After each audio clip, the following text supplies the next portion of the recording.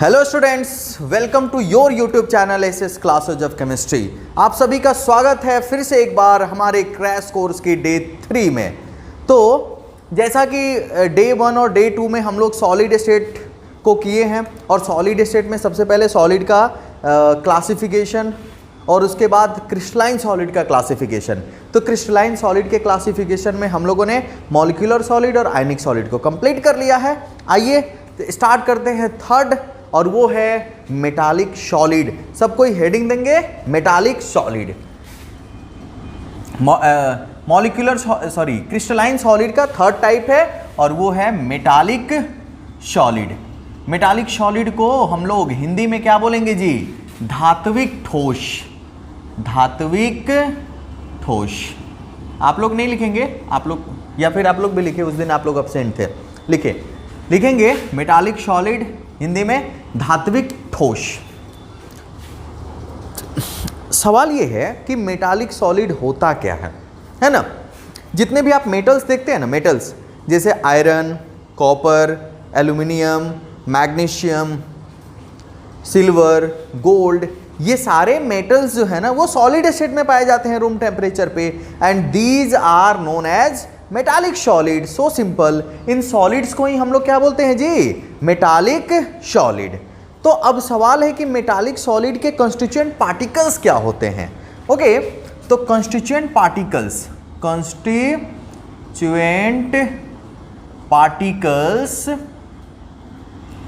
Of metallic solid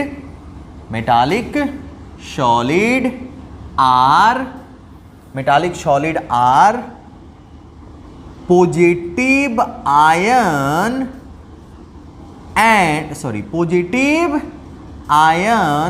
and free electrons. Actually हम लोग ये बोलते हैं सी ऑफ फ्री इलेक्ट्रॉन्स, मुक्त इलेक्ट्रॉनों का समुद्र होता है। तो constituent particles of metallic solids are positive ion and free electrons. मतलब क्या हुआ कि धात्विक ठोस के अवयवी कण धनायन तथा मुक्त इलेक्ट्रॉन होते हैं। आइए इसको समझते हैं कैसे कि धात्विक ठोस के अवयवी कण धनायन तथा मुक्त इलेक्ट्रॉन है। कैसे? एक छोटा सा एग्जांपल देखेंगे। मैग्नीशियम को आप देखें जरा। मैग्नीशियम का अगर आप इलेक्ट्रॉनिक कन्फिग्रेशन लिखें तो 1s2 2s2 2p6 3s2। बताइए इसमें वैलेंस इलेक्ट्रॉन कितना है जी मैग्नीशियम में? तो मैग्नीशियम में वैलेंस इलेक्ट्रॉन ये 3s2। आउटर मोस्ट ऑर्बिट के इलेक्ट्रॉन्स को वैलेंस इलेक्ट्रॉन कहते हैं या फिर हिंदी में इसको संयोजी इलेक्ट्रॉन कहते हैं। तो अंतिम कक्षा में 2 इलेक्ट्रॉन है, आउटर मोस्ट ऑर्बिट में 2 इलेक्ट्रॉन है, तो वो दोनों इलेक्ट्रॉन को ये बाहर निकाल के रखता है। यानी ये किस फॉर्म में रहता है? Mg2+ और ये वैलेंस इलेक्ट्रॉन जो है ना ये बाहर रहते हैं। और ये Mg2+ ही ना पॉजिटिव आयन है, जिसको आप केटायन नहीं बोल सकते हैं क्या? पॉजिटिव आयन को हम लोग क्या बोलते हैं जी? केटायन, यानी धनायन। और ये फ्री इलेक्ट्रॉन्स हैं जो मूव करते रहते हैं। इनका टेंडेंसी है हमेशा मूव करते रहने का। एटम्स के ये क्या बोलते हैं, इसके स्ट्रक्चर में अगर हम लोग इनका स्ट्रक्चर ड्रॉ करें मेटल्स का, है ना, क्रिस्टलाइन स्ट्रक्चर, क्रिस्टल स्ट्रक्चर, तो इसमें फ्री इलेक्ट्रॉन्स मूव करते रहते हैं। इसलिए ना हम लोग इसको मोबाइल इलेक्ट्रॉन्स भी कहते हैं। क्या बोलते हैं जी? Mobile electrons. ओके, तो आप अगर मेटालिक सॉलिड की बात करें तो उसके कंस्टिट्यूएंट पार्टिकल्स, ये मैग्नीशियम एटम नहीं है, इस फॉर्म में रहता है। तो इनका स्ट्रक्चर जरा ड्रॉ किया जाए। ये देखिए, अगर हम लोग स्ट्रक्चर की बात करें तो Mg2+,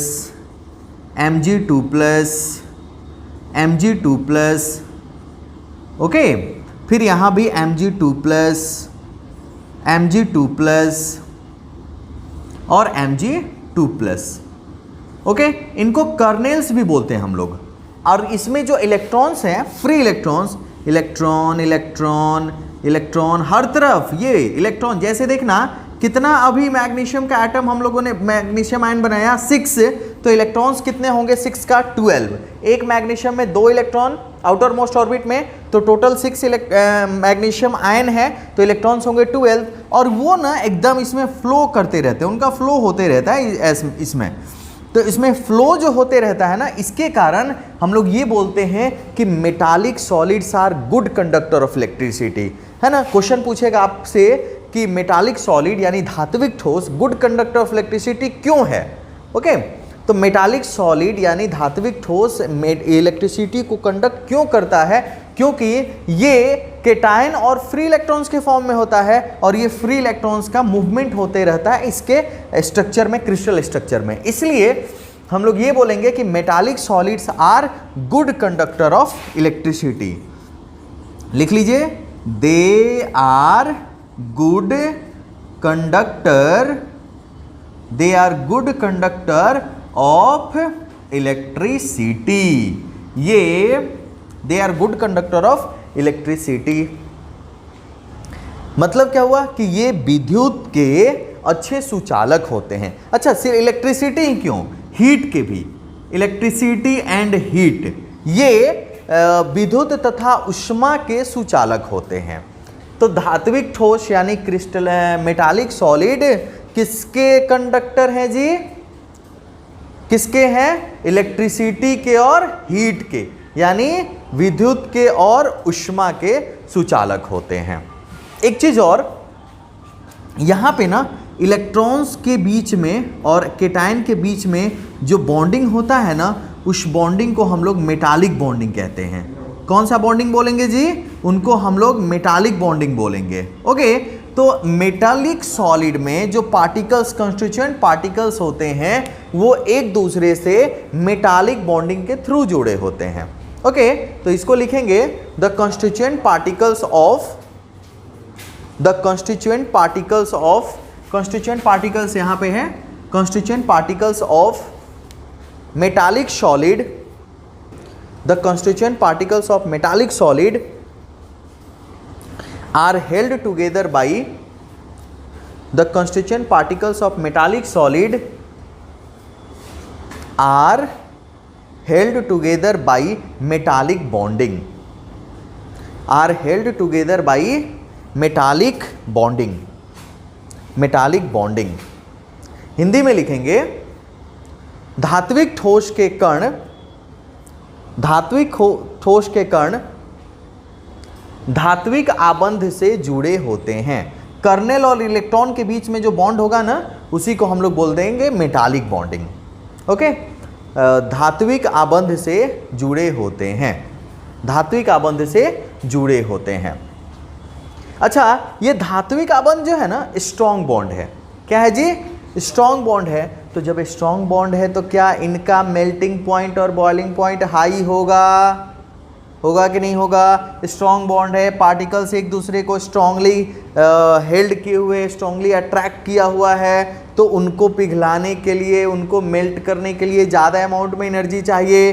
ज़्यादा अमाउंट में एनर्जी चाहिए तो हीट करना पड़ेगा, उसको टेम्परेचर बढ़ाना पड़ेगा। तो इसका मतलब क्या हुआ जी, they have high melting point and boiling point. किसका हाई मेल्टिंग पॉइंट और बॉइलिंग पॉइंट होता है, मेटालिक सॉलिड का, ओके। अच्छा, एक छोटा सा क्वेश्चन है कि एक सॉलिड है, आप लोग सुनिएगा, सबसे क्वेश्चन है। एक सॉलिड है जो जिसका मेल्टिंग पॉइंट और बॉइलिंग पॉइंट हाई है, उसका इंटरमॉलिक्यूलर फोर्स भी स्ट्रांग है, और वो बैड कंडक्टर ऑफ इलेक्ट्रिसिटी है। क्या बताएंगे वो सॉलिड किस टाइप का है, melting point boiling point high है और उनका इंटरमॉलिक्यूलर फोर्स भी स्ट्रांग है, बट वो बैड कंडक्टर ऑफ इलेक्ट्रिसिटी होते हैं। और पता है ये सॉलिड कौन है, आयनिक सॉलिड। कौन से सॉलिड है, आयनिक सॉलिड, ओके। तो आपसे क्वेश्चन क्या पूछेगा कि the solid which have high melting point and boiling point, their intermolecular force is strong and they are bad conductor of electricity, then this solid is ionic solid। वैसा ठोस जिसका अच्छा इसमें भी बोल सकता है कि गलनांक तथा क्वथनांक उच्च होता है, अंतराण्विक बल मजबूत होता है तथा वे विद्युत के कुचालक होते हैं, तो हो गया आयनिक ठोस। लेकिन यही क्वेश्चन में बस लास्ट वाला लाइन चेंज कर दे, they are good conductor of electricity, the solid which have high melting point and boiling point, their intermolecular force is strong and they are good conductor of electricity. तो क्या बोलेंगे, कौन सा solid, metallic solid. कौन सा solid होगा, metallic solid. Okay आइए, तो ये था मेटालिक सॉलिड। एग्जाम्पल पहले ही बता चुके हैं, एक बार फिर से एग्जाम्पल्स को नोट कर लीजिए। क्या क्या एग्जाम्पल्स होंगे जी, कौन से सॉलिड के, मेटालिक सॉलिड के एग्जाम्पल्स आपके सामने हैं, iron, copper, magnesium, silver, zinc, etc. They are metallic solid. चलिए, तो मेटालिक सॉलिड को खत्म किए, आगे बढ़ते हैं और अंतिम जो सॉलिड है जिसके बारे में पढ़ना है, और ये क्रिस्टलाइन सॉलिड का चौथा टाइप है, चौथा प्रकार है, और वो सॉलिड पता है कौन है, एग्जाम्पल आप लोग यहां से नोट कर लेंगे। वो फोर्थ टाइप का जो सॉलिड है उसको हम लोगों ने बोला है कोवैलेंट सॉलिड। तो number 4 and this solid is covalent solid, और कोवैलेंट सॉलिड को हम लोग नेटवर्क सॉलिड भी बोलते हैं। क्या बोलते हैं बच्चों, नेटवर्क सॉलिड। सहसंयोजन ठोस, सहसंयोजन ठोस या जालक ठोस। क्या बोलेंगे जी, जालक ठोस। ये हुआ हमारे प्यारे बिहार बोर्ड के विद्यार्थियों के लिए अपने मातृभाषा हिंदी में, सहसंयोजन ठोस या जालक ठोस। अब इसके कॉन्स्टिट्यूएंट पार्टिकल्स कौन होते हैं, ओके तो इनके कॉन्स्टिट्यूएंट पार्टिकल्स हम सबसे पहले ही लिख देते हैं। कॉन्स्टिट्यूएंट पार्टिकल्स होते हैं एटम्स। क्या होंगे जी, एटम्स। कॉन्स्टिट्यूएंट पार्टिकल्स का मतलब आप लोग को अब पता लग गया है, अवयवी कण, और अवयवी कण कौन होते हैं, परमाणु। तो बताइए बताइए, सहसंयोजन ठोस के अवयवी कौन कौन होते हैं जी, परमाणु। ओके, और ये एक दूसरे से कौन से, कोवैलेंट बॉन्ड से जुड़े रहते हैं। किस बॉन्ड से जुड़े रहते हैं, कोवैलेंट बॉन्ड, है ना। एटम्स ऑफ, लिख लीजिए एरो देकर, atoms of covalent solid are held together by covalent bond, held together by covalent bond. Atoms of covalent solid are held together by covalent bond. फटाफट से नोट करेंगे, atoms of covalent solid are held together by covalent bond. Held together by covalent bond. सहसंयोजन ठोस, सहसंयोजन ठोस के परमाणु, सहसंयोजन ठोस के परमाणु सहसंयोजी आबंध से जुड़े होते हैं, सहसंयोजी आबंध से जुड़े होते हैं, कोवैलेंट बॉन्ड से जुड़े होते हैं। मतलब एटम्स जो है ना, वो इलेक्ट्रॉन्स का शेयरिंग करके कोवैलेंट बॉन्ड बनाते हैं, इसलिए कोवैलेंट बॉन्ड से जुड़े रहते हैं। आइए एग्जांपल्स देखते हैं। अगर एग्जांपल्स को नोट करना है तो आप लोग नोट कर सकते हैं, नोट कर लीजिए एग्जांपल्स को, इंपॉर्टेंट है। सबसे पहला है डायमंड। डायमंड का मतलब जी हीरा, और इसको रिप्रेजेंट करेंगे हम लोग सी से। कार्बन इसका सिंबल होता है सी। हीरा में सिर्फ और सिर्फ कार्बन एटम होते हैं। दूसरा ग्रेफाइट, ग्रेफाइट हिंदी में भी ग्रेफाइट, इसको भी सी से। थर्ड क्वार्ट्ज, QUARTZ, हिंदी में क्वार्ट्ज, और पता है इसका फॉर्मूला क्या होगा, SiO2। Next AlN, aluminium nitride. Next SiC, silicon carbide, etcetera etcetera. ये सारे जो है ना, ये सब कोवैलेंट सॉलिड हैं या फिर नेटवर्क सॉलिड है। एग्जाम्पल एकदम रट ही जाना है सारे एग्जाम्पल्स को। डायरेक्ट क्वेश्चन पूछ देता है which of the following is covalent solid, ये क्वेश्चन पूछ देगा। अब आइए हम लोग ना डायमंड का स्ट्रक्चर बना के देखते हैं और समझते हैं कि इसमें कोवैलेंट बॉन्ड कैसे होता है और इनका स्ट्रक्चर कैसे होता है। आइए देखते हैं। तो आइए हम लोग ना डायमंड का स्ट्रक्चर बनाते हैं और समझते हैं कि कैसे डायमंड का स्ट्रक्चर होता है। तो डायमंड के स्ट्रक्चर में ना ये देखिए, ये जो हम दिखा रहे हैं डॉट से, वो सभी कार्बन एटम है। और एक कार्बन एटम, जैसे ये कार्बन एटम हुआ, वो 4 कार्बन एटम से जुड़ा रहता है।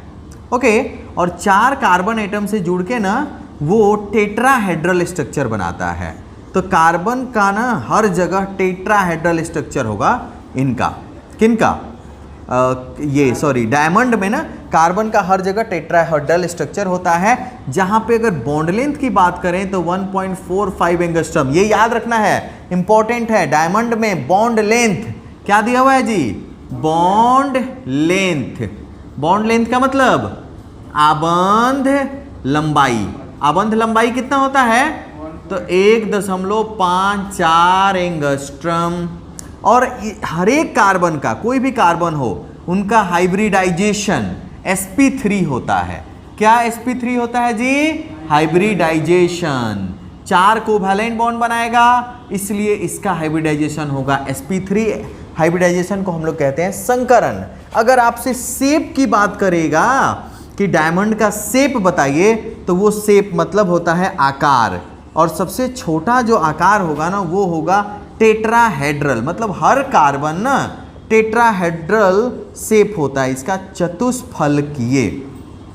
कैसा शेप होता है जी? चतुष्फलकीय। जो सबसे छोटा शेप होता है उसको हम लोग चतुष्फलकीय कहते हैं। आइए हम आपको ना ये टेट्राहेड्रल शेप दिखाते हैं कि टेट्राहेड्रल शेप दिखता कैसे है। देखिए, आइए देखते हैं। ये जो शेप है ना, ये इसी को हम लोग बोलते हैं टेट्राहेड्रल। ये टेट्राहेड्रल शेप है। तो एक कार्बन ना 4 कार्बन से, ये छोटा छोटा जो दिख रहा है आपको, ये भी कार्बन एटम ही है।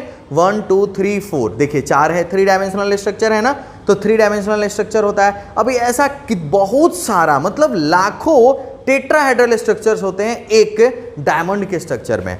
इसलिए अब तक का सबसे हार्ड एलिमेंट किसको बोला गया है? डायमंड को। क्यों? क्योंकि उसमें हर एक कार्बन 4 कार्बन से जुड़ा रहता है 3 डायमेंशनल शेप में, और एक कार्बन टेट्राहेड्रल शेप बना रहा है। देखिए ये टेट्राहेड्रल, 1 2 3 ये मिलके एक फेस, 1 2 3 मिलके एक फेस, 1 2 3 मिलके 3 फेस, और एक नीचे 4 फेस बनाया है ना, इसलिए इसको हम लोग क्या बोलते हैं? टेट्राहेड्रल। तो डायमंड का स्ट्रक्चर जो होता है ना, वो टेट्राहेड्रल होता है। ये देखो लो, यहाँ पे टेट्राहेड्रल, यहाँ भी टेट्राहेड्रल, यहाँ भी टेट्राहेड्रल, यहाँ भी टेट्राहेड्रल, अभी यहाँ इतना टेट्राहेड्रल आपको दिख रहा है। तो ये टेट्राहेड्रल, और ये बॉन्ड लेंथ है, ये यहाँ से इसका बॉन्ड लेंथ कितना है जी? तो 1.54 एंगस्ट्रम। याद रखना है आपको। और इस कार्बन का, कोई भी कार्बन हो, इसका ही नहीं, ये चारों कार्बन भी हैं अगर, तो इनका भी हाइब्रिडाइजेशन मतलब संकरण कितना होगा? sp3। याद रखना है। ये ऑब्जेक्टिव क्वेश्चन में पूछ देगा कि what is the hybridization of carbon in diamond? तो sp3। ओके, कार्बन डायमंड में यानी हीरा में 2 कार्बन के बीच का जो आबंध लंबाई है कितना होगा? 1.54 एंगस्ट्रम। आइए आगे बढ़ते हैं। तो ये था स्ट्रक्चर किसका जी? डायमंड का। याद रखना है। और आइए थोड़ा सा ग्रेफाइट के बारे में भी चर्चा कर लेते हैं। ग्रेफाइट का स्ट्रक्चर। अच्छा, एक चीज और, कोवैलेंट सॉलिड है ना, वो बैड कंडक्टर ऑफ इलेक्ट्रिसिटी है। इस बात को लिख लेंगे, bad conductor of electricity. Covalent solid जो है वो क्या है जी?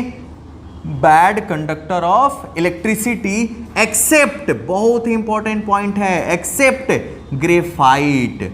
ग्रेफाइट जो होता है ना, इसको छोड़ के, सॉरी बैंड लिखा गया, हे भगवान, bad conductor of electricity. Graphite is good conductor of electricity, but other covalent solids are bad conductor of electricity. इसका भी आंसर आपको यहां पे मिलेगा। आइए देखते हैं कैसे। तो यहां पे डायमंड का जो स्ट्रक्चर होता है ना, जो सबसे छोटा, वो हेक्सागोनल होता है। कैसा होता है जी? हेक्सागोनल। ये, और ये मल्टी लेयर्स होते हैं, इसमें बहुत सारा, जैसे उस लाखों लेयर हैं, है ना। ऐसा बहुत सारा क्या बोलते हैं हेक्सागोनल स्ट्रक्चर ऊपर है, फिर वैसा ही है स्ट्रक्चर नीचे आएगा। देखना अभी हम 2 लेयर से आपको समझाने की कोशिश कर रहे हैं, ऐसा बहुत सारा लेयर, ये लेयर एक दूसरे के साथ बॉन्ड बना रहा होगा, ये बना रहा होगा, ये बना रहा है, ये बना रहा है, ऐसा जो भी कार्बन है ना वो सब एक दूसरे से जुड़े हुए हैं। तो इस टाइप से स्ट्रक्चर होता है किसका जी, तो ये स्ट्रक्चर आपने बना लिया किसका, ग्रेफाइट का। किसका स्ट्रक्चर है ये, ग्रेफाइट का। और अगर एक लेयर की बात करें सिमिलर लेयर में, सेम लेयर में, तो बॉन्ड लेंथ होता है 1.41 एंगस्ट्रम। कितना होगा, 1.41 एंगस्ट्रम। और 2 लेयर के बीच का अगर आप बॉन्ड लेंथ देखेंगे ना तो ये होगा 3.40 एंगस्ट्रम। चलो तो हम लोग देखते हैं कि जैसे 2 लेयर्स है ना, तो 2 लेयर्स के बीच में अगर बॉन्ड लेंथ है तो 3.40 एंगस्ट्रम है। अब एक कार्बन की बात करते हैं ना, एक कार्बन बस 1 2 3 कार्बन से जुड़ा हुआ है, 3 कार्बन से जुड़ा हुआ है तो 3 कोवैलेंट बॉन्ड बनाया, चौथा इतना वीक है ना कि उसको हम लोग मेजर ही नहीं करते हैं, तो 3 कार्बन बनाया ना, इसलिए इसका हाइब्रिडाइजेशन हो जाता है sp2। इसका हाइब्रिडाइजेशन क्या हो जाएगा जी, sp2। तो 3 कार्बन यानी 3 इलेक्ट्रॉन इस कार्बन के स्ट्रांगली बॉन्डेड हैं चौथे को छोड़ के। तो चौथा में इतना ज़्यादा ना गैप है कि उनका मूवमेंट इजीली हो सकता है। तो अगर इजीली मूवमेंट है तो इलेक्ट्रिसिटी को भी तो कंडक्ट कर सकते हैं। That is why graphite is a good conductor of electricity. समझ में आई बात। 3 इलेक्ट्रॉन तो बॉन्ड स्ट्रांगली बॉन्डेड है, चौथा स्ट्रांगली बॉन्डेड नहीं है। That is why graphite is a good conductor of electricity. कुछ इंपॉर्टेंट पॉइंट्स जो कोवैलेंट सॉलिड से रिलेटेड है। पहला तो प्रॉपर्टीज में सबसे फर्स्ट पॉइंट हम लोगों ने क्या पढ़ा कि the constituent particles of covalent solids are atom. Okay, atoms are bonded with covalent bond, सहसंयोजी आबंध से एटम्स बंधे होते हैं। Next, they are bad conductor of electricity except graphite. ये विद्युत के कुचालक होते हैं, लेकिन ग्रेफाइट विद्युत के सुचालक होते हैं। ओके, और इनके बीच में जब कोवैलेंट बॉन्ड होगा ना तो कोवैलेंट मॉलिक्यूल्स का मेल्टिंग पॉइंट और बॉइलिंग पॉइंट यहां पे हाई होगा। They have high melting point and boiling point. इनका गलनांक तथा क्वथनांक उच्च होता है। And they are also hard solid. ये भी कैसे सॉलिड है जी, हार्ड सॉलिड। ये कठोर ठोस होते हैं।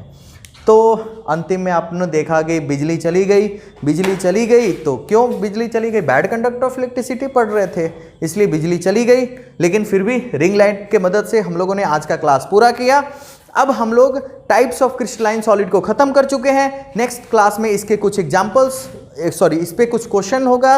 ओके, तब तक आप डे 3 क्लास को कंप्लीट कीजिए। मिलते हैं फिर से डे 4 में crystal lattice and unit cell के साथ। तब तक के लिए आप, मेरी शुभकामनाएं आपके साथ हैं। रेगुलर पढ़ाई करते रहें और वीडियो को ज़्यादा से ज़्यादा लाइक करें, शेयर करें, ताकि फ्री में क्रैश कोर्स हमारे कम से कम पूरे बिहार के स्टूडेंट तो जरूर कर लें। सीबीएसई वालों के लिए भी यही है और सीबीएसई वालों के लिए भी क्वेश्चन हम बताएंगे लास्ट में जब चैप्टर खत्म हो जाएगा तब। ओके, तब तक के लिए आपसे विदा लेते हैं। Thank you.